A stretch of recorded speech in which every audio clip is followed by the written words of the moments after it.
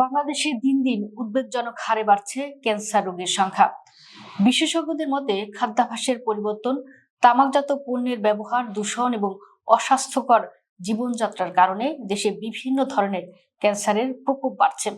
এর মধ্যে 5 ধরনের ক্যান্সার সবচেয়ে বেশি মানুষের জীবন কেড়ে নিচ্ছে। বিশ্ব স্বাস্থ্য সংস্থার তথ্য অনুযায়ী দেশে প্রতি বছর ক্যান্সারে আক্রান্ত হয়ে 1,16,000-এরও বেশি মানুষ মৃত্যু হচ্ছে।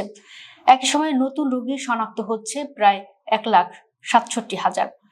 স্বাস্থ্য বিশেষজ্ঞরা মনে করছেন প্রকৃত আক্রান্তের সংখ্যা সরকারি হিসাবের তুলনায় আরো বেশি হতে পারে। দেশের অন্যতম বিশেষায়িত চিকিৎসা কেন্দ্র জাতীয় ক্যান্সার গবেষণা ইনস্টিটিউট ও হাসপাতালে গত বছর চিকিৎসা নিয়েছেন প্রায় 42,500 রোগী। এর মধ্যে নতুন রোগীর সংখ্যা ছিল প্রায় 31,000। 2025 সালে প্রকাশিত এক গবেষণায় দেখা যায় বাংলাদেশে বর্তমানে 38 ধরনের ক্যান্সার শনাক্ত হচ্ছে।